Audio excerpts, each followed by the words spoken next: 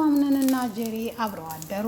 ቤሌን ይሄን ያየችውን ማመን ያቃታት። ምክንያቱም ወስነህ አንተ እንግዶዳ ባለትዳር ነህ ስትለው እኔ ባለትዳር አይደለሁም አስቤበትና አቀጅበት ሳይሆን እንዲሁ በደፈናውና በስሜት ነው ይሄን ያልኩት።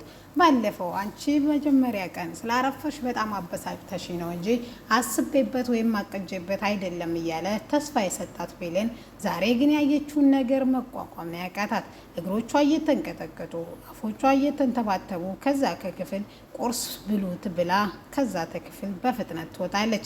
አሰላሙ አለይኩም ወራህመቱላሂ ወበረካቱ። ውድና የተከበራችሁ የፍቅር ጎጆ ቤተሰቦች እንዴት አደራችሁ? እንዴት ሷላችሁ? ሁላችሁንም እንደ ሰዓት አቆጣጠራችሁ ሰላም ብያለሁ። ዛሬ ይዤላችሁ የመጣሁት ድራማን ክፍል 10 ነው። እንድትከታተሉ በአክብሮት ጋበዝኳችሁ። ወዳችሁ ፈቅዳችሁ ስለምትከታተሉኝም ከልብ አመሰግናለሁ። ቅኗ ብሌን ወይዘሮ ዛሃራ ምንጊዜ ማብራት የምታግዛትና እየሰራች እያለ የአምነን እናት አቶ ሰማሃላ ትጠራታለች። እሷም አቤት ብላ ስትታዘዛትም እንኳን ለአቶ አምናን እናት ለሌላ ሰውም የሚያዟትን ነገር እሺ ከማለት ወደ ኋላ የምትለው ብሌን መድኃኒት ከክፍሌ አምጭልኝ ከውሃ ጋር ትላት። እሷም ታዛዥ ነኝ ብላ መድኃኒቱን ከክፍሉ አምጥታ አንድ ብርጭቆ ውሃ ቀርታ ሰጣታለች። ይህንንም ስትሰጣ ሳሎን ወይዘሮ ሜርሲ ትመጣ ነበረ።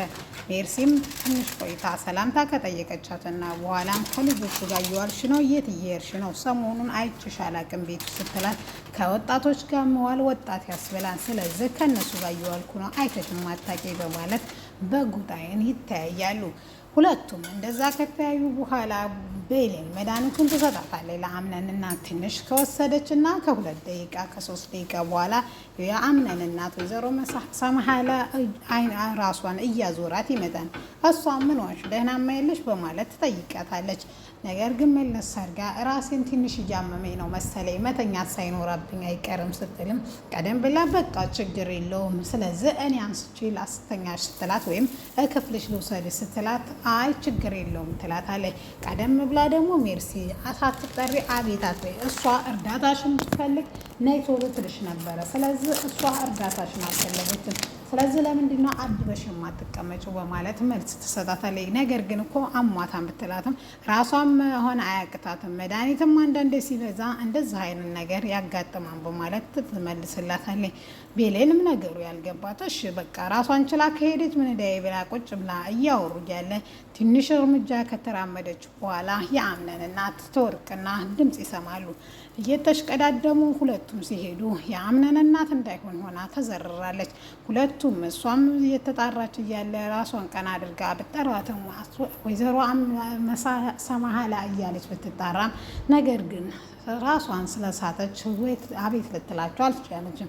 ለአቶ አምናን በፍጥነት ወደ ላይ ይጣሩና ከፎቅ እየተንደረደረ እማዬ ምን ሆንሽብኝ እማዬ እያለ እያለቀሰ እናቱን ቶሎ ለአምቡላንስ እንዲደውሉለት ሴቶቹን ካደረገ በኋላ አምቡላንስ ሲመጣ ማንም ሰው እንዲከተለኝ አልፈልግም በማለት ጥሎ ይዟት ይሄዳን። እናቱን ሲመለስም ወይም ሐኪም ቤት ሆኖ ደህንነቱን ሊጠይቁ ሲደውሉ ሴቶቹም እሱም እንደዚህ በማለት ማንም ሰው እንዳይሄድ ከቤትም እንዳይወጣ ስለዚህ ጠብቁኝ በማለት በቁጣና በመንፈስ ምን ነው ሰላም አይደለም ስትለው ጄሪ ነበረች የደወለችው።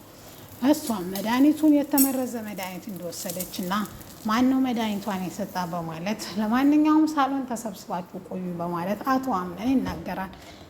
እነሱም እሺ ብለው አቶ አምነን ትእዛዝ ተቀብለው አቶ አምነን እናቱን ይዞ ሲመጣ ተሰብስበው ሳሎን ተቀምጠው ነበረ። እናቱን ጋር ማንም ሰው እንደማይጠጋና ማንም ሰው ክፍሏ እንዳይገባ ካደረገ በኋላ እሺ ቆይ መጣሁ ብሎ ከሳሎን እናቱን ካስተኛ በኋላ ወደ ሳሎን ይመጣል።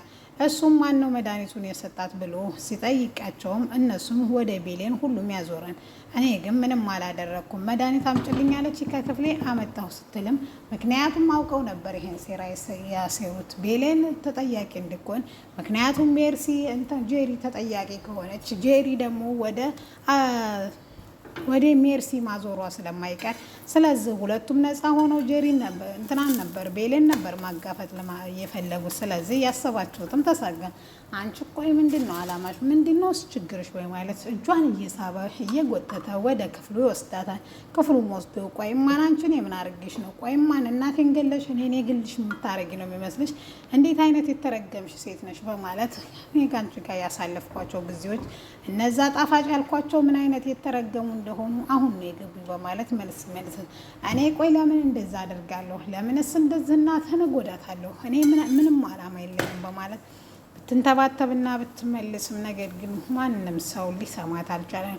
ቤሌን እያለቀሰች እጇን ጎትቶ ከበር ላይ ሲወረውራትም ተደፍታ እያለቀሰች እያለ በር ላይ ወይዘሮ ሜርሲና ጀሪ እየሳቁና እየተሳለቁ ነበረ። በእነሱ ሴራ እሷ ተቀብላ ስቃይና መከራ እያለቀሰች እያለ ሌሊቱን ምንም ሳታርፍ እያለቀሰች ያደረች እናቴ ማናለኝ ጊዜ ምን አለበት አለ ጥፋቴ እንኳ ሰዎች ባይቀጡ በማለት ስቅስቅ ብላ ታለቅሳለች።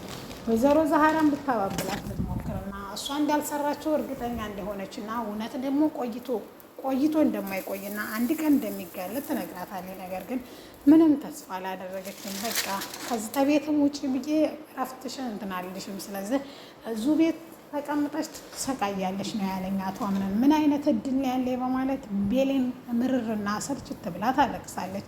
ይሄንን የሚያየው አቶ አምነን እሷ ክፉና በማለት በጣም ተናዶ ስለነበረ በሱ እንትን ሰጠው ወይም መጠጥ አምጥታለት እንዲጠጣ ያደርጋል። መጠጡን እየጠጣ እያለ ጀሪ ትመጣለች። ጀሪ ግን ስለ ቤሌን አንስታ ልታናድደው ትሞክራለች። ስለ እሷ ሴት ድምጿ እንዳልሰማ ወይም እንዳታነሽብኝ በማለት ያስጠነቅቃታል።